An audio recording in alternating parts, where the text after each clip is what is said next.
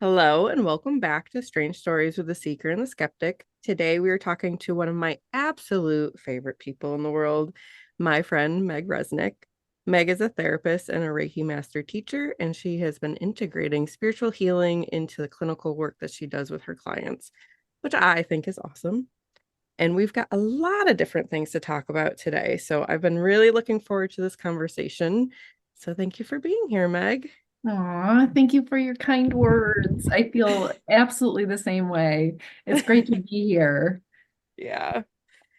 So, one of the first things when you gave us your answers that I was like, "Oh, this is interesting." And I think I had known this about you before, but you and Jonathan have something in common. You Ah, both experienced sleep paralysis when you were younger. all Yeah. right. So, Yeah. tell us a little And bit about that. absolutely. And I'd be interested to know too if his idea of where the source of that might be coming from, in terms of his childhood. My first memory of that, I was probably about 5 or 6 years old. And just to give you a little backstory about my childhood, I was the youngest of four kids. It was a blended family, and my parents were very hardworking, but maybe not as hands-on. It kind of the traditional you kids almost raising themselves, really Mhm. doing their own thing. And I was probably 5 or 6, and I remember my parents they were partiers, so I kind of feel like it was probably a dinner party of some kind that had run late. They may have shooed me off to bed early because, get the kids out of your hair. And I remember laying in bed, and it's interesting because I shared a room with my sister till I was probably 9 years old.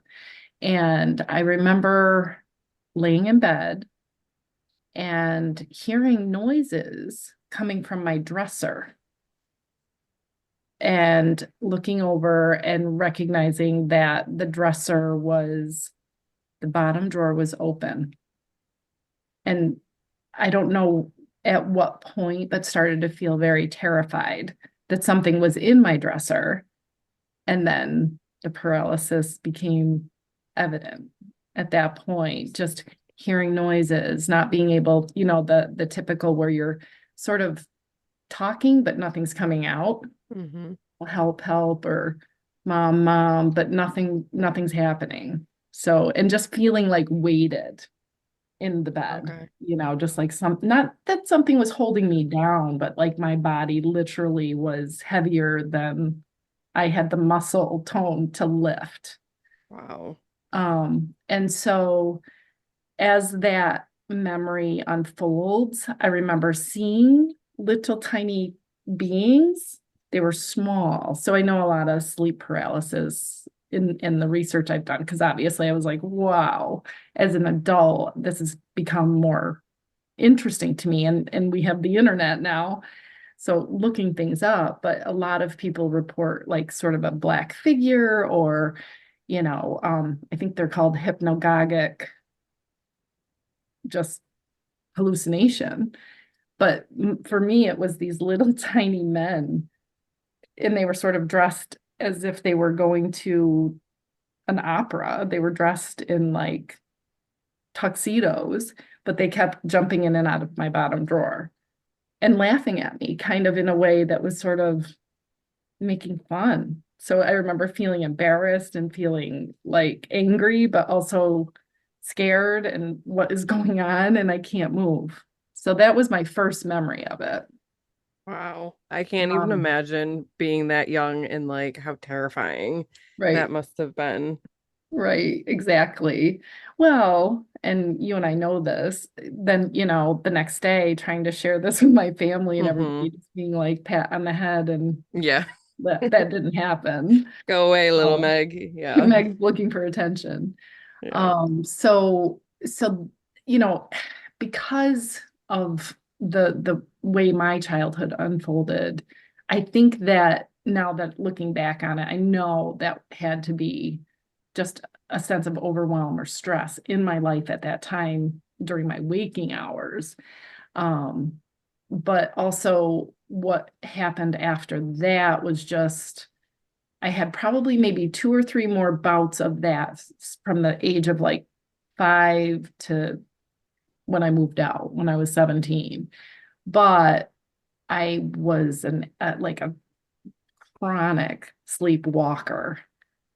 And thank God, since I've been an adult, I haven't done that, but like to the point where they had to lock the house and move things. And there were some fears that I would actually leave the house and go outside. So that was like, I've had times where my father, because he worked at GE, which was about an hour north of where I grew up in the Adirondacks, and he would have to get up at like, I'm going to say 3 o'clock in the morning to get himself ready to get on the road to report to work in Schenectady at that time or on time. And he would tell me stories that I would get up and like full out make a peanut butter and jelly sandwich, have a full conversation with them, sit down, ask him about, his evening or whatever. And then I would just go back to bed and have no memory of it. Mm-hmm. So that was interesting. And then in my adult life, how it manifested was I would be, and obviously I'm not conscious of this. This is reports from whoever I was, my husband, whoever was in the room with me. But I would be in a bed sleeping and all of a sudden would sit bolt upright in bed. And it was always looking off to the right, which ironically is always where the door was in whatever room I was sleeping in, because I've moved a few times and it still has carried on. And I would be blankly staring as if I'm looking at something and completely terrifying whoever was sharing that bed with me. Like, what are you doing? Why are you having this? And I've been through a divorce. So that was two partners Mm-hmm. that reported that's what I would do. I've also had like screaming in the middle of the night. So all of these episodes, though, I do feel like would happen during particularly stressful times or if Okay. there was a loss. And when it resurfaced, it was right after the death of my father. So I do Mm-hmm. I do want, like, there is that part of me that's like, was that a spirit? Like, was he coming to visit? And when I was looking off into the right, like that was he just standing in the doorway Mm-hmm. and but so those I've Yeah. had some pretty significant sleep disturbances throughout my lifetime, Yeah. you know. Yeah. I mean, that's interesting that it's happening at times of stress, but when you were, I mean, I know it's hard to kind of put yourself back into like the 5-year-old brain, but do you feel like there was something supernatural going on there as well? I do in the fact that, okay, so you're stressed and overwhelmed. And, we know that sometimes that will manifest in these sort of waking type dreams. But I also feel like that is a time when you're in your most luminal space in your brain state, and you're Mm-hmm. going to have access to things that you don't have access to during your waking hours. So I do feel like that's kind of like a portal or a time when people are more likely to be more have more medium Yeah. or more ability to access spiritual beings Yeah. or parts of our brain that are linked to psychic ability. I do think that you're going to be more likely when you're in that in between Yep. state. Yeah, I agree. And I think, you had brought something else up when, you answered our questions about like children being open. Yeah. At 5 years old, Oh, I yeah, think you are very open. absolutely.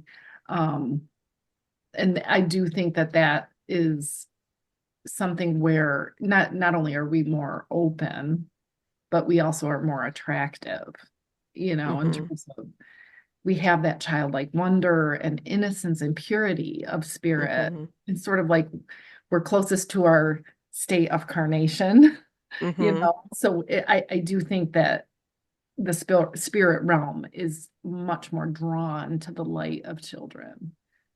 Um, I love that. That's not something I've thought about before until you just said that, but like, yeah, it's not just that they're open and they haven't been jaded or told like, no, this isn't real. It is, there's an energetic difference. You are Yeah, closer to spirit when you're younger. You yeah, haven't gone through all those wounds yet. right. Oh, Absolutely. that's interesting. Yeah. And I think that for the most part, although sleep paralysis was scary, any Hmm.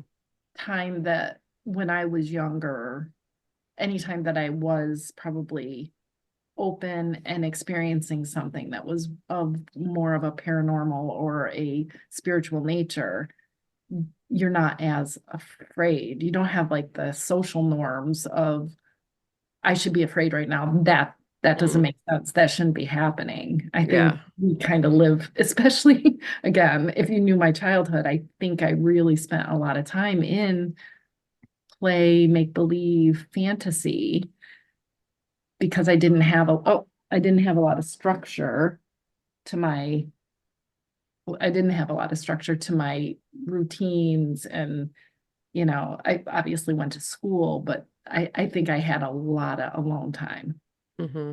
which would just allow my imagination and my energy to go wherever it wanted, Yeah, you know. makes sense. Jonathan, I don't know, has any of your experiences, did you ever actually like see anything, or was it more of just like paralyzed, can't move? Well, so for me, and so a lot of people who deal with the sleep paralysis thing report the sounds of either people going through their belongings or like there's people who feel like they hear like their furniture being moved, even like heavy furniture, like somebody moving your house around. And then whenever it's over, everything's normal. But a lot of times people are either afraid to open their eyes or don't have the power to open their eyes. So they really can't speak to whether anything is happening in that arena. A lot of people have this visual of like someone sitting on their chest. That's something I never had to deal with, fortunately. The What's interesting to me, I think, for this is there was one time, and this wasn't really a sleep paralysis issue. This was I was laying there, kind of on that verge of you between asleep and awake, really. Um, and I was laying on my side, looking off the bed onto the floor beside me, kind of like half on, half off, and I saw on the floor going from the bottom of my vision to the top of my vision, like from the bottom of the bed to the top of the bed, like parallel. These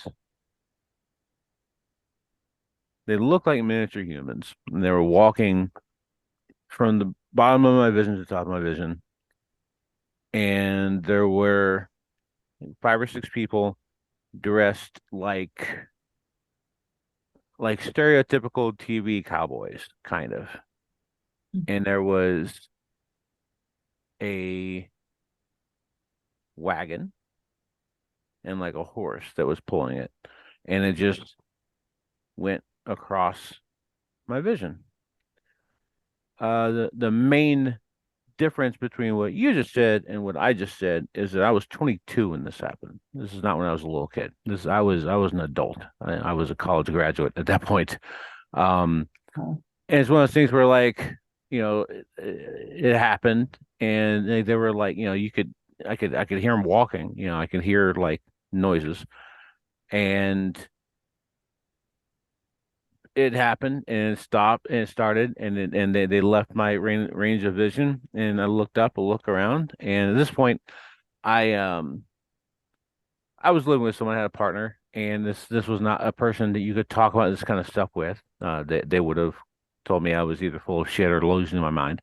So I looked around, I was like, well, there's literally no one I'm ever gonna be able to tell this to. So I turned around on my other side and went to sleep. I'm like, well, that's the thing that's happened to me now.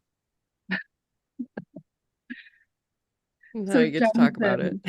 Jonathan, now I have a question. I wonder, because you also, this carried into your adult life. Did you ever have a sort of, it's almost like, I want to say out of body, but where you're sleeping or you're in that space that in between awake and asleep where you actually were floating and looking down, like where you could see yourself? Yeah, when I was like, I want to say 12 or 13. Um, my mom was like interested in a bunch of, strange stuff too. And when I was 12 or 13, I'd had a conversation with my mom, and she had said when she was a teenager, her and her older brother had learned a bunch about astral projection and had done it a lot and had just kind of fallen out of it. Yeah. And she explained the method she had used when she was younger to do that. And I was curious, and I believed her, but I was like, that's, you don't really hear people talking about that. At least, in the early 90s in the South, you didn't. And so I was like, well, I was laying in bed one night because I've always been an insomniac. I've always, lived off between 3 and 5 hours of sleep a night since I was like 9. And so I was like, well, I'm going to try this. And I tried it and it worked. And then I overthought it. I kind of fixated on this idea of what would happen to someone if they did that and couldn't fit back in their body correctly. Yeah. And so I never did it again after that purposefully.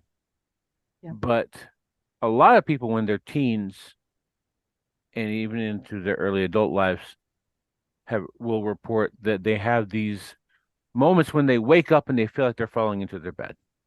Mm, And I think that for some people that is the end of a dream, and I think maybe for some people that is them putting themselves back into their body. yeah. Makes sense. Yeah. Um, Interesting. Yeah. And I have had those experiences and different than I mean, it's kind of like sleep paralysis because you're looking at your body and it's obviously not moving, but it mhm. looks like I'm in full asleep, but just looking down. And I have that I do believe might be something like projection or Mhm. kind of, when you're asleep, your brain is healing and kind of compartmentalizing the data that it's gotten, but also I do feel like where does your spirit go though? So Mhm. it does make sense to me that maybe you would be able to expand your reality and just project into something else. So that's interesting. Yeah, it's definitely interesting. I've definitely had that experience of feeling like you're falling into your bed, like waking up. And one time I remember in third grade, it's the only time I feel like I can remember astrally projecting, but I had to do like a presentation like in third grade, and I was so scared and I was so nervous. And I remember at some point I was watching myself. Like I wasn't like my body, my mouth was talking, Now, but I was literally like over me, watching me do it. And I was, and at third grade, I don't even know how old you are then, but little. I didn't know what to make of it other than like, that was really weird. What just happened to oh, me? very, very protective. Yeah, for You were sure. tucked away safe outside of your body. Yeah. You just checked out. Let whatever instincts, let that primal instinct take over. Yeah. Huh? Yeah. Oh, that's cool. The other thing that I find interesting about both of your stories of the little people, No, when he said that, I was like, it wasn't just me.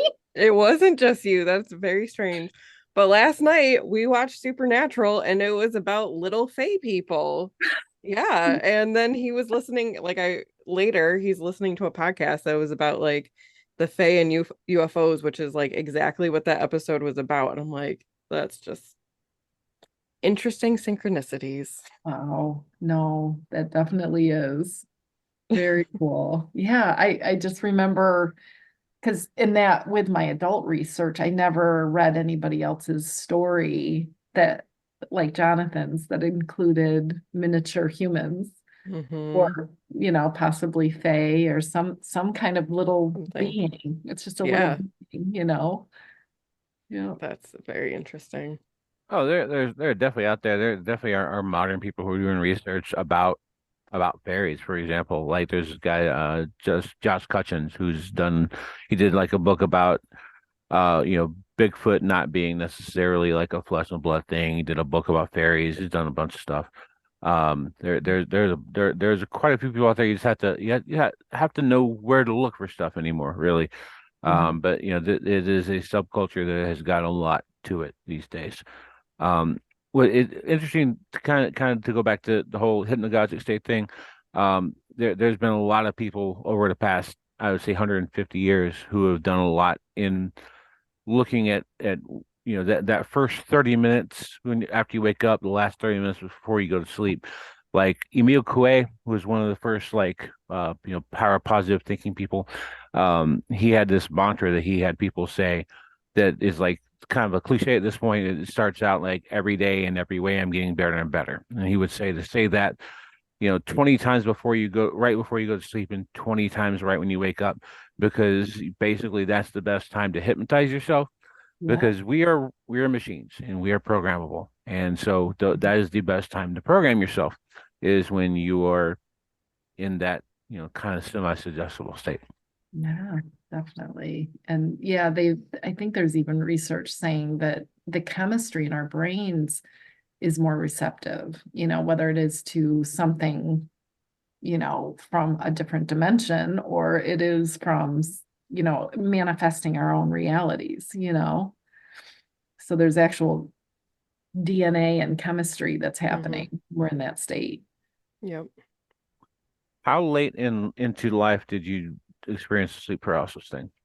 So I feel like that morphed into um sleepwalking probably by the time I was 10. I might have had maybe a half a dozen more episodes of it before I was 10. And it started to feel, this is going to sound weird, but I almost feel like I was having deja vu when it was happening in my sleep. Like, oh, yeah, this is happening again. So it was almost as if the childlike wonder had started to abate. It Hmm. wasn't, it wasn't like kind of pulling me in or charming me anymore, or even creating mystery. It was almost more of like this is boring, this is old, and I can't help but wonder if my psyche was like, all right, well, we're gonna make this more interesting. You're going on an adventure now. So taking away the paralysis and doing the polar opposite, Hmm. throwing my body into movement, and but I'm not there, have Yeah. no memory of that. So that really came based on reports from my mom and my dad and my siblings of, oh, like where the whole house would end up awake sometimes. Like there she goes. She's off and running. Um, and that really honestly, I think I probably clustered depending on what was going on in my life. So if I was stressed out, or if a family member passed away, or, like Brittany said, a big project coming up and I got to speak publicly in my classroom, something Hmm. that would, Yeah. evoke a teenage brain to fry. Yeah. I just think about it in terms of like parts, because we Yeah. do parts work, right, for Yeah. therapy. And it's like it seems like there was a part that was taking over during sleep for some reason. Yeah. And maybe was so hyper suppressed during waking hours that Hmm. was, going to take that advantage of that time Yep. that I couldn't keep it down. Yep. Yeah. Yep. The rest Uh, of her is asleep. Now it's Yep. our time to play and Yep. do things. Absolutely. Yeah. It's very interesting. I think the only thing I would add is, that with that, also that looking down on your body, that there were a lot of commonalities now that I've done the research on the internet of like a near death experience. Hmm. Hmm. People can see a team of people working on them. I find that fascinating. I feel like that's to be continued in terms of how I what I learn about that or glean from that, or any theories I might be able to hatch, It's an interesting time when your psyche and your brain is in a different state, for sure. Mm-hmm. Yeah. So you live in a pretty interesting house, and Yeah. next door to an interesting house with an Yeah. interesting history. So Yeah. tell us about those homes and experiences you've had in them. Absolutely. So I shared that I'm with my second husband, so who I do feel is my soulmate, and was very lucky to have met him um, probably in the early 2000s. So his family kind of, I want to say, we're the sort of the founding family of the little hamlet we live in. And it's, kind of just an intersection, just like, Norman Rockwell type place. There's a church and a post office, which ironically, the post office is run out of the family home. And both of these buildings sit next to each other on a shared parcel. And they were really the hub of this little community. And I want to say they were built probably in the early or the late 1700s or early 1800s. I think they're a couple hundred years old anyway.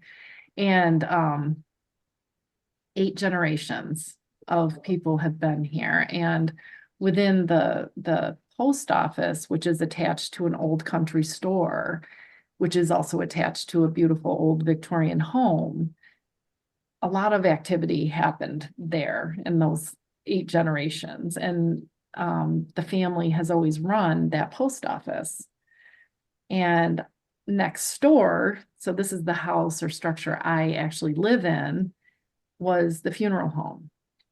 And so, and I think Brittany remembers, they actually had like a horse-drawn hearse, and there was a Percheron stable in the bottom of our house. And it was definitely a probably a busy place, but not as festive and lively as the house next door. So people have always asked me, and I've always prided myself of when I share the story of this old funeral home, I always have made the clarification, but it's not haunted. But the place next door has a lot of activity, all, feeling very positive, benevolent, but there's been a lot of activity over there. And I'll come back to some changes in terms of my feeling about whether or not this house is haunted or not. But I'll start with the stories next door. So David's parents, they winter, they're snowbirds, so they go somewhere sunny in the winter time, which has kind of left us the caretakers of this building, this structure next door, this house. And we my husband has gotten to the point where he will not go over there by himself if it's dark, because sometimes we have to go over there and check a sump pump, or we've gone over there to water flowers or plants that might be sort of kept in a warm room where they still have heat in the bathroom. And he has heard footfalls. He has heard children laughing, sort of like the typical, and just that feeling of being watched. So we've also enjoyed, because it's such an old Victorian, and they have kept it very period correct in terms of like making sure everything, if they renew something, that they're putting it back the way it was. So it definitely looks old. But we go over there for Christmas because it's cute, charming, kind of neat little Victorian Christmas. So we would go over there Christmas morning. And oftentimes we'd also go back over there for dinner on Christmas Day, sort of taking a break in between. And there's an old chair, I'm sure you can picture it in your mind's eye, of like, it has a mirror, it's very tall, so it has a seat, and it has hooks on it where you might put a hat or a scarf or whatever. And on this old throne, I want to call it, they had a top hat silk top hat and a walking cane, the brass tipped with the lion's head on it. And they were on opposite sides, one being higher than the other. So the top hat was on the right and the walking cane was on the left. And that's the way it's always been. I mean, to the point where it's a little dusty and you can tell, if that it's been sitting there for a while. And we had our Christmas morning, opened gifts, a little coffee, blah, blah, blah. Everybody left to break to go back to their respective homes to kind of just lounge and nap. And then we were going to head back for dinner, Christmas dinner. And when we went back for Christmas dinner, I heard my husband say, Dad, did you move the top hat? And his father was like, no, what are you talking? And everybody just froze and switched. So now the cane is in the upper right-hand corner, the top hat is in the lower left, and everybody is trying to call each other's bluff. Like, who did that? And you could even see where the dust had been, reshifted and kind of disturbed. And to this day, we have no idea how that happened. And I think his father did before we left that night. He righted it and put it back to the way he wanted it to see if it happened again. It hasn't. But that was an interesting thing. And we've always felt like the activity does get a little more spicy when it's a holiday, when they know that we're going to be over there. So, and I've talked to my mother-in-law who grew up in that house and, kind of asked her what she, thinks of that. And she's like, I'm never alone, but I'm never afraid. Like these are my ancestors, Gotcha. So another time we were having a Friendsgiving. So I was heading over to a friend's house and had forgotten that we also that morning had made an appointment to have our stove replaced. So in the funeral home where I live, I had no stove and I had to make a pie. So, we're kind of panicking a little bit. And David said, wait, go over. We call it Aunt Mid's because that was the name of the woman who lived there for years and years and years. Spinster, like just wonderful woman, very intelligent woman, smoked a pipe. But she kind of was the one that stayed in that house as David grew up in this one, the funeral home. And he goes, hey, go over to Aunt Mid's. She's got an oven. She's got all the things you need over there. Like, go over there. And she has since passed, but we still call it Aunt Mid's. So I'm like, oh, you're right. So I got my ingredients and shuffled on over next door and was like, shoot, because he was helping the oven. So I couldn't help him or he couldn't help me to find what I needed though. And I had never cooked in this kitchen before. And I needed a rolling pin. I needed a pie plate. I needed a saucepan because it was to cook the filling. And all of a sudden I just said, all right, guys, you got to help me out. And I said, I need a rolling pin. And the next thing I did to open up this cupboard and there it is. Wow. Hey, I need a saucepan, which wasn't even in a cupboard. It ended up out on the porch, but I felt guided to walk out on this little extra pantry they had on the porch. There's a saucepan. I need a whisk. And I mean, it happened the whole time to the point where by the time I was done mixing up this pie, I was like singing to them. I was like, you guys are awesome. But they totally guided me through that. And I did get this feeling of elation from them. Like they were just so happy you're using the house the way it was intended to be used. And, just a feeling of pure love, like, oh, we like her, she's one of us now. It was really, really a happy time, a happy memory. Oh, I love that story. That's one of the best ghost stories I've ever heard. Well, and I still thank them every time I go in that house. I thank them for always guiding us and looking out for us over there. Yeah. Yeah. So it sounds like everybody in the family is kind of aware. Like, Oh, yeah, nobody's like, no. Yeah, they're aware that this is, there's spirits there. There's energy there. absolutely. Any clue as to like the children that David heard laughing, any clue as to who those that could be? Or That's a great question. So within that 8 generations, and we had to do a presentation for the Historical Society of, this area. I guess Scribo it would be called, but one of the things I gleaned from that is that there were children that passed. I can't help but notice, and I need to bring this to your attention, yeah. is torrential at my house Oh, now. Like, I don't think I've heard rain like this in a long time. So I don't know about the symbolism of that, but anyway.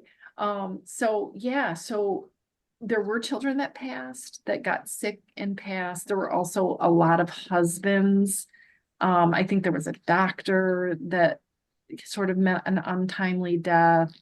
There actually is Civil War documents over there. So I feel oh. like that within the realm of visual, I think that there's probably been an apparition of people who are dressed in uniform.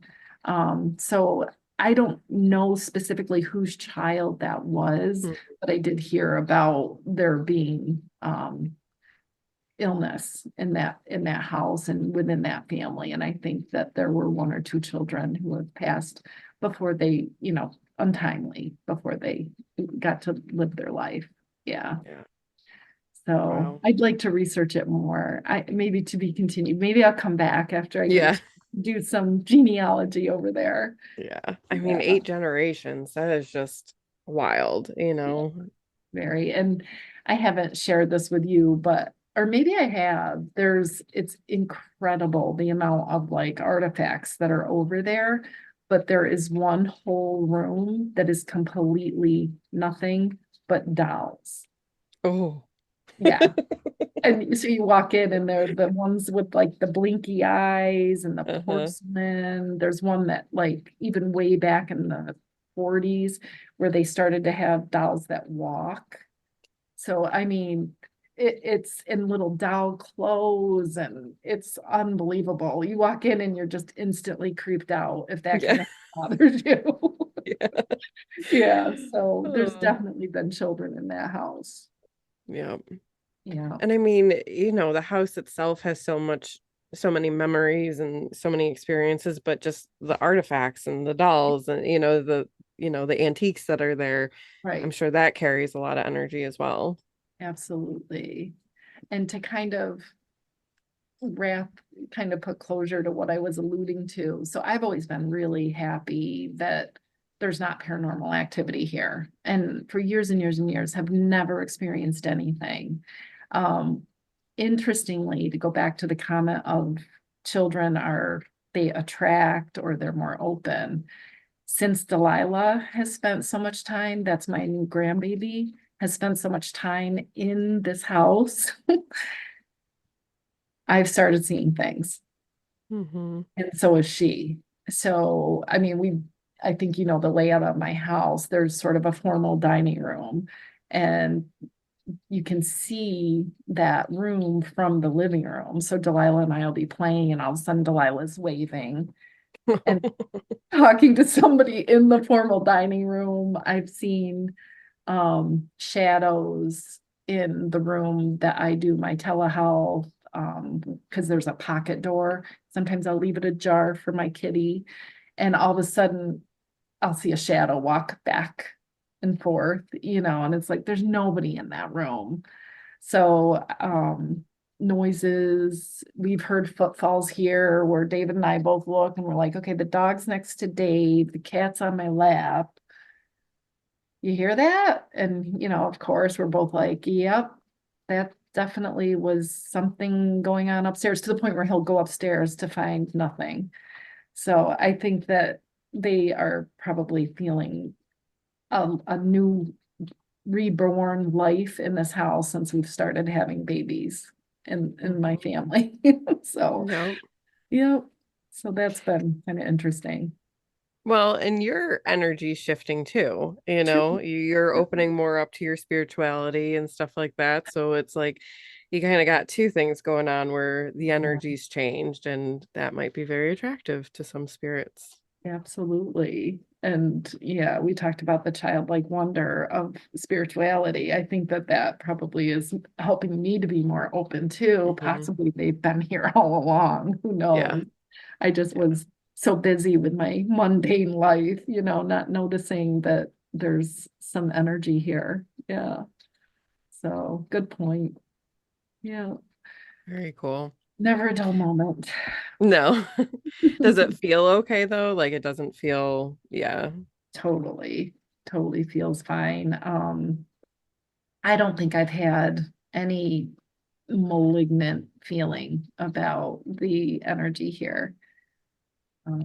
But I definitely do my protection. I've got my Hexenspiegels and Yes. I do my things with mirrors and stuff to just make sure that I'm not accidentally inviting something in. Hmm. Yeah. Can you talk a little bit about like your mirror work and Yeah, Hexenspiegels? Yeah. absolutely. So I won't share exactly what was going on, but I felt like I needed protection just so that I protect the innocent in case they are innocent.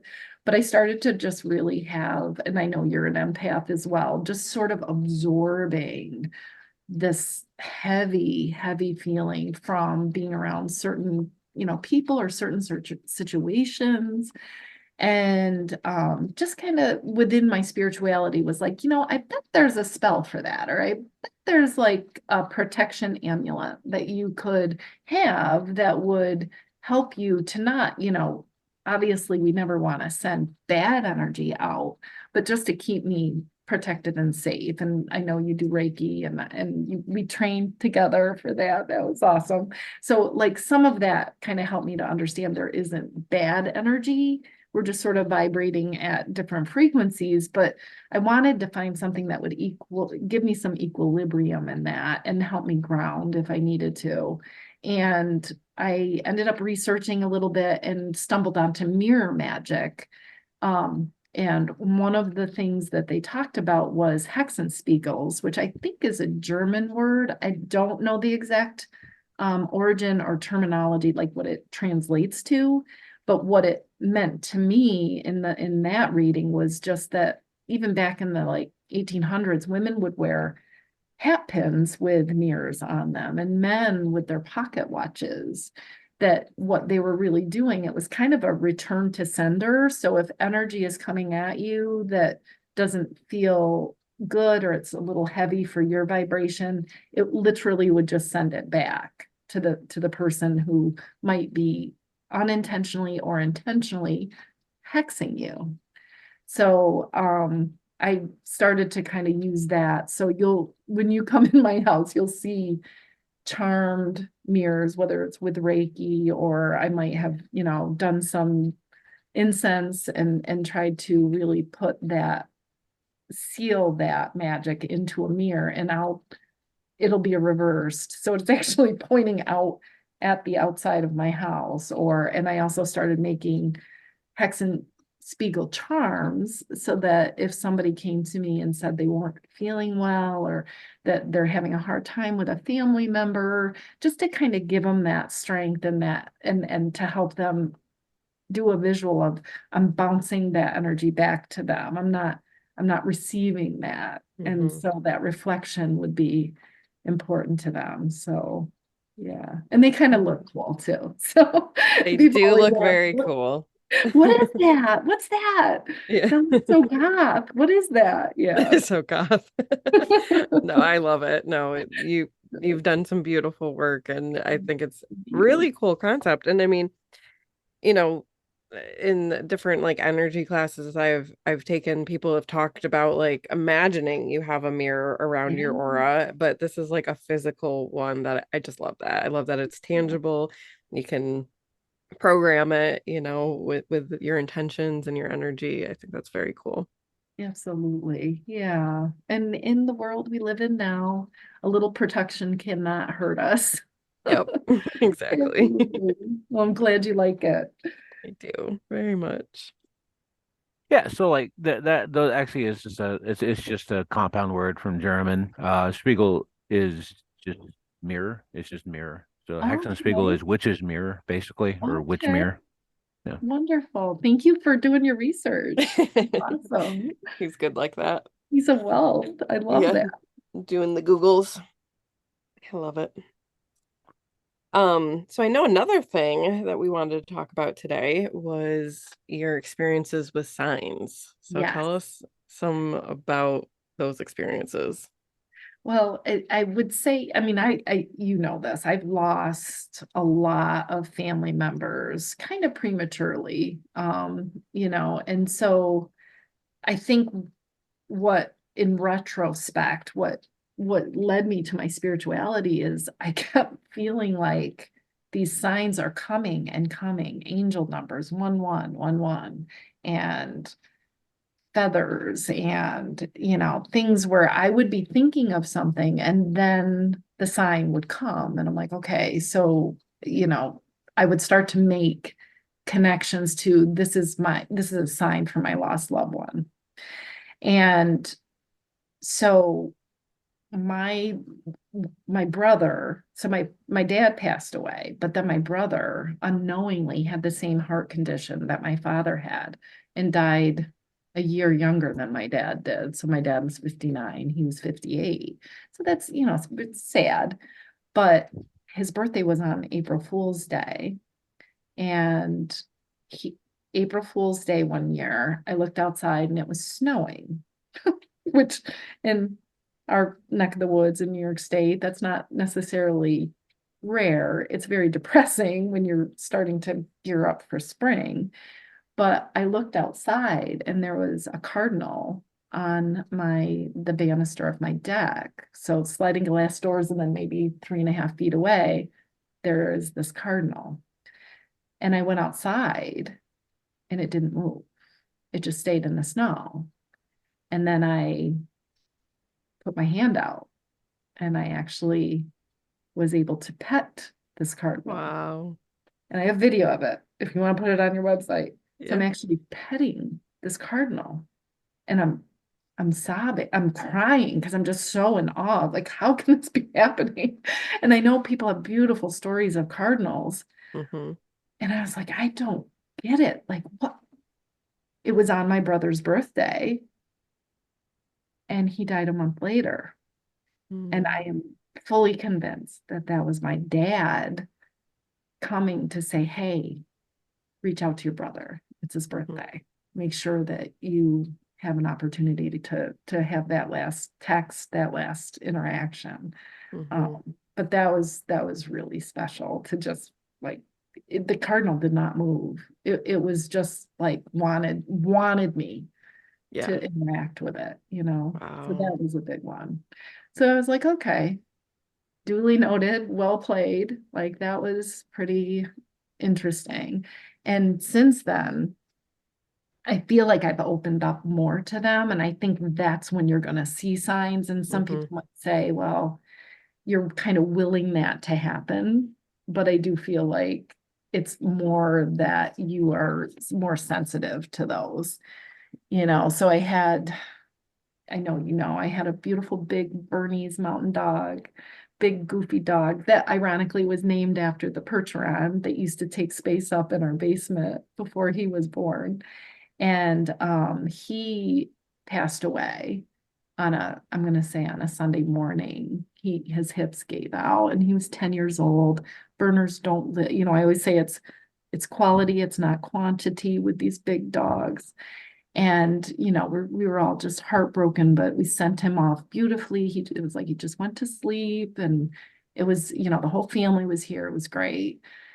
But I woke up that Monday morning, kind of coming down to the kitchen and looked out my window and saw in the hedgerow a perfect silhouette to the point where I thought it was him. Wow. And it had just snowed a little bit Hmm. that morning, so it hit though that hedgerow just perfectly that it looked exactly like his markings, his blaze, his size, because he was a big bear. And I was like, okay, that's him just saying, I'm okay, Mom. I'm in the Mhm. snow because he loved the snow. He was a snow dog. So that like things like that came up. I also saw a rainbow after we had another loss, a young gentleman that took his life. Actually, I was on my way to an event, a work event. I had seen you. I was on my way to you that night down Mhm. in Syracuse, and we had ended up like a fundraiser. We were doing something to celebrate the agency we worked at, and I had saw a rainbow that night. Like, okay, this is that okay, and another big one. This was just kind of funny. I had taken my daughter, her new roommate from Albany, and my sister who lived in Saratoga met us in Albany, and I had scooped all them up and went to Salem. And I try to do a pilgrimage to Salem every year. I just love Salem. And on the way, we had all shared stories about signs, and one of them was ladybugs, because every time I see ladybugs, I guess it was like one of my first words. So my grandmother loved ladybugs, and my mom, and it was just kind of like part of their relationship to me. So now when I see a ladybug, I think of them. And we get to Salem, and I think we were having tacos, and we were going to go have a group seance, which was with a medium.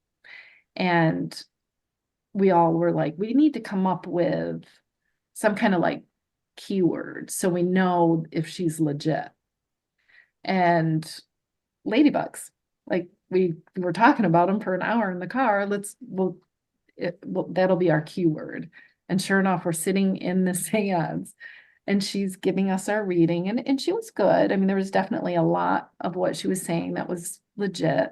And all of a sudden she stopped mid-sentence and looked at all of us and went, "Why am I getting ladybugs?" We all just were like, "Oh my God," a bunch of women screaming and the same, "Oh my God, oh my God." Like, so that was, I feel like I was surprised and pleasantly, happy about it, but I feel like it was more the rest of them that were like, "Oh my God, this is real." Yeah. I didn't expect that. So the following year, I took another friend, and I had called because I wanted to see if we could get the same psychic, the same medium.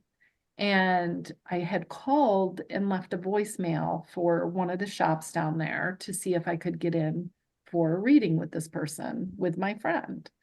And I never heard back, and it wasn't a big deal. And we had a blast. We were in Salem. It was fine. We had a really good trip, because I usually try to go that period of time after Thanksgiving. Well, then this year, my daughter got married that weekend, so I didn't make my pilgrimage. And I looked at my phone, and I had missed a call from Salem. It's like, that's weird. So I listened to the voicemail, and it was actually from the message I had left the previous year. And she was calling as if I just called the other day and said, "Yeah, we can do a reading." And I'm like, "Shoot, I can't go." But I'm like, Salem's literally calling me now to come visit. I just thought that like it was a full year Yeah, that's wild. meeting. And I can't wait to go and find, and her name was Meg, Aw, which was like another irony. So I'm like, okay, I guess I gotta go to Salem. you sure do. Oh Let us yeah, know because we'll go with you. I would love that. Want to Yeah. go to school again. And we have gone before We together. have. It would be Yep. fun to bring Jonathan, and we Yeah. would go again. Yeah. Love Salem. It's just Yeah. such an awesome city. I mean, tragic history, but they have taken tragedy and they have transformed it into something very positive and very honoring of, witches and Absolutely. magic and yeah. Absolutely. And it's funny, I was just watching TikTok the other day, and there was a video on, or one of the TikToks, it was Lori Cabot, who is the Mhm. honorary witch of Salem. And I'm like, okay, there's another sign. Yeah. Nudge, nudge. Time to go. Yeah, time to get down there. Yeah. So a lot of your signs, it feels like it's messages from people who have passed on, or just kind of, letting you know like they're there, they're with you. Do Yeah. you ever see signs that are like about your path, or about like things that, I mean, I guess Salem, that call from Salem was Yeah, it was. get going. I do, and I know you know this about me. I I tend to, it's not even a skeptic thing. I think I feel that I'm a newbie spiritually. So I feel, like just to be vulnerable with that, like I do feel doubt about how to interpret signs. I am getting better, but I do feel like for me, it's more a feeling of dread when I'm having a sign that's like, don't go. And then I feel reassured when I don't go, or whatever Hmm. it is. Like, and I know most humans have had the experience where we leave our house, we get a mile down the road, crap, I forgot that bag, or that I was going to return something, or I need this for work, or even my phone. I've Hmm. done that. And I spin it around, go back. I'm upset with myself. Like, why did I do, like, I'm gonna be late now. This isn't good. And then I get down the road again or near a highway and see a horrible pile up, or Hmm. some tragedy that happened, or the road's blocked off because somebody wrapped around a tree. So it's like, oh, that's why that happened. So I've Hmm. learned to not get that feeling of like, oh, why did I do that? I don't self-deprecate anymore when I'm late. Like I'm like, that it just was meant to be. And Yep. I do feel like that is our spirit guides trying to give you a little bit of support so that you don't run into something awful. So I am getting better at accepting that this might be a path. This might be something to try to guide me into something better, or help me stay clear of something that's not meant for me. Hmm. But I'm still a newbie. Hmm. So I'm like, and I get so distracted. I'm like a Yeah. little kid. Yeah. Well, yeah, and sometimes it's like, is this a sign, or is this just, Right, it's just random that this right. happened? But do you ever ask for signs? I do. I mean, I think because you've helped me a little bit with some of the Akashic realm. So I do try to at least weekly ask for help with something, or some guidance, in terms of our spirit team. And I get them. Hmm. I think at one point I had to get rid of a dresser, and the dresser was from my mom's house, and I was feeling guilt. I was having this weird like feeling of guilt about it. Like, I don't want the dresser. It's starting to fall apart, but it's part of the family. Like how can I get rid of that? Hmm. And we were literally carrying it to the truck and loading it, and down comes this beautiful white feather floating down and lands right on the dresser. And there's no white birds here. Like, we don't Yeah. have seagulls. Those are at least a mile down the road where the lake is. Like, we just don't have that color of a bird. This beautiful white feather just lands right on the dresser. And I was like, okay, mom, thanks for letting me do what I got to do with this dresser, and like kind of letting me know it's okay. Get rid of it. Hmm. You don't need that. So Yeah. I do think it's important to live your life looking for signs, and to kind of stay in that openness if you can. Hmm. Definitely.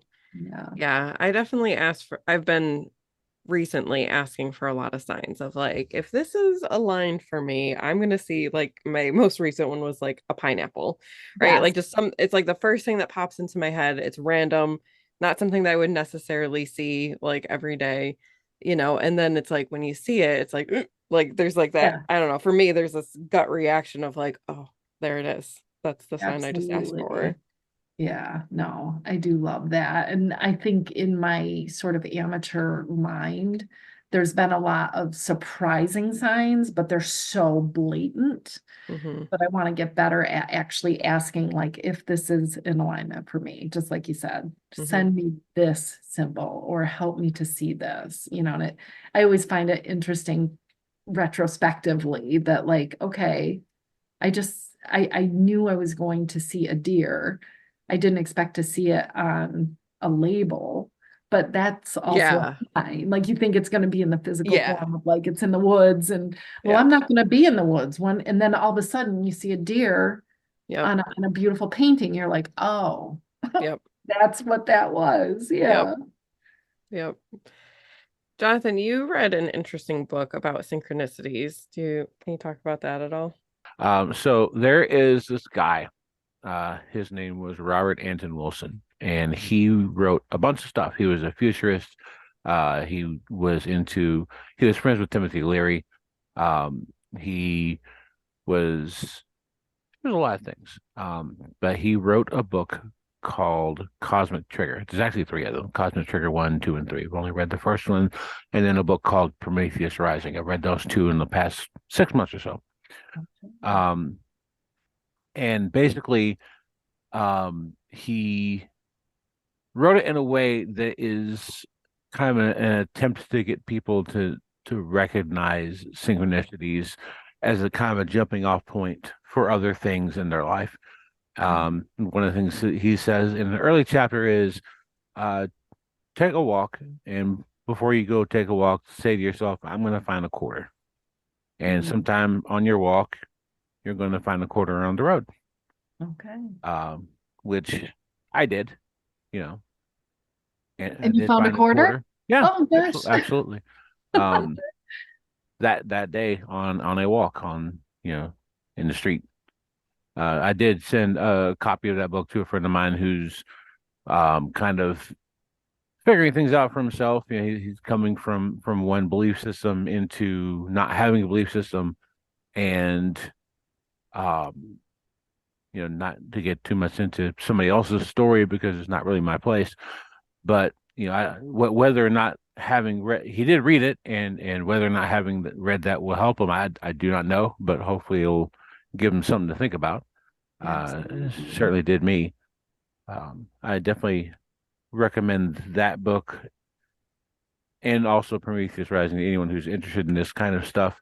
Kind of, it gives you some background on some ways some other people have thought about that stuff, Yeah. and things that have come from that. And this was written and published in a time that having a connection to Timothy Leary was not necessarily considered to be a good thing. That dude stayed in trouble with the law.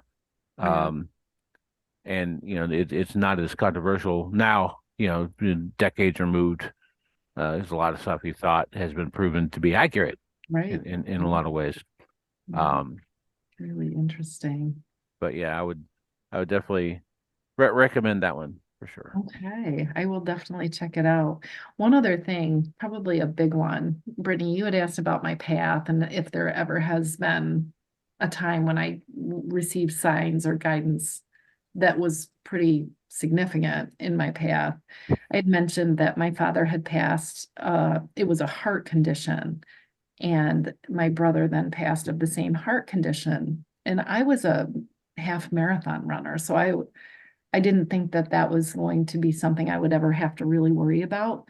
So after my brother passed, though, due to family history, I did go in and get a full workup of my heart and came back. Nope, go ahead. I ran the Buffalo Marathon or half marathon. Like, you go ahead. Nope, you're good.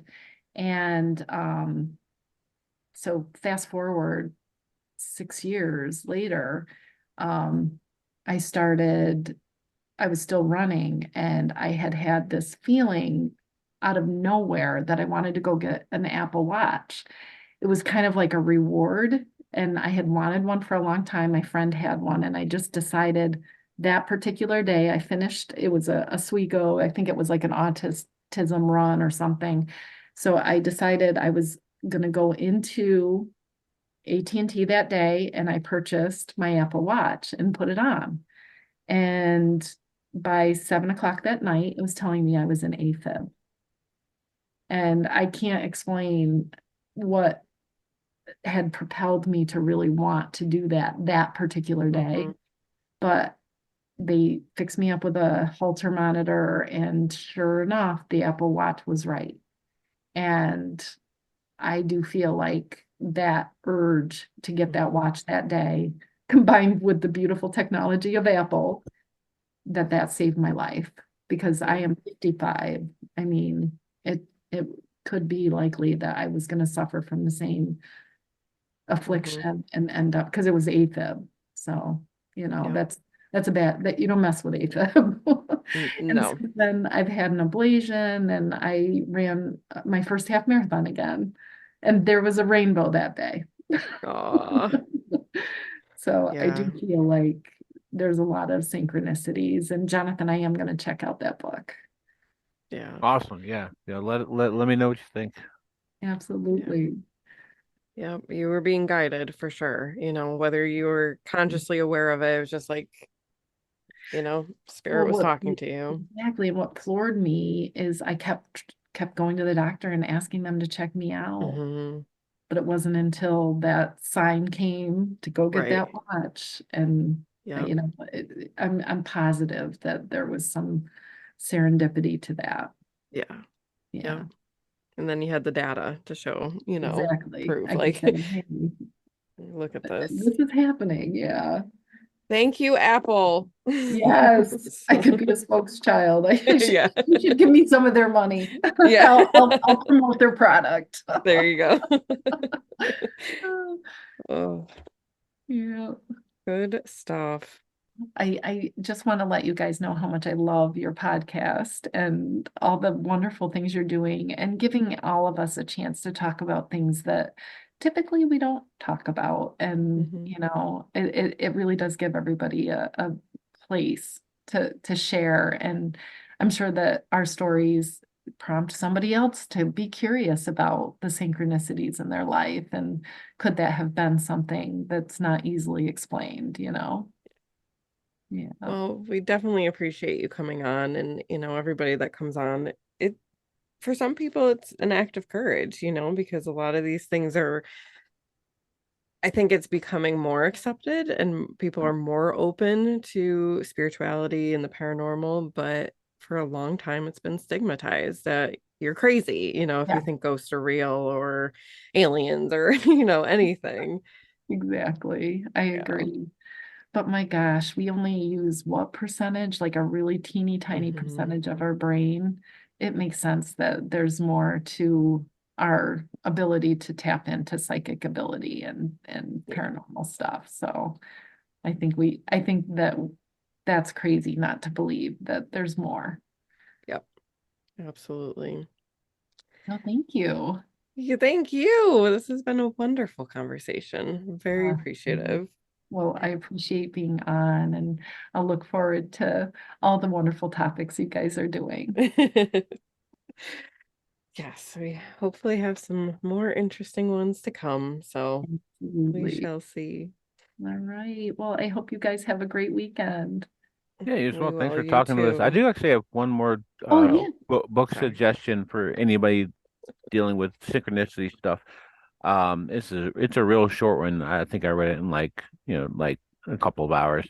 But it's good. It's called Liminal by Oh, Cameron Whiteside.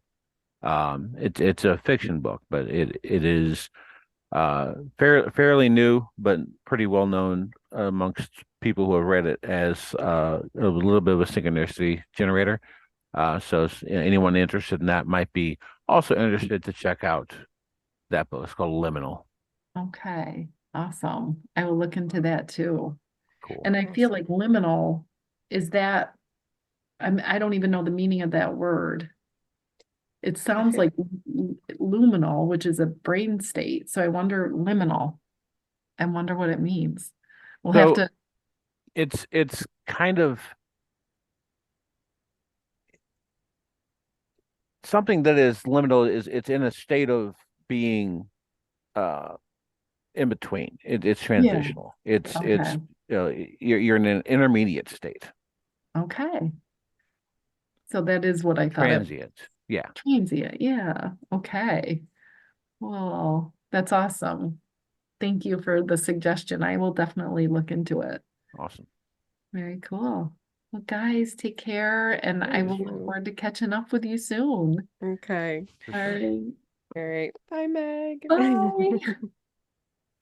Thank you so much for being here. If you have a strange story you want to share with us, email us at seekerandskeptic@gmail.com. We look forward to talking to you soon.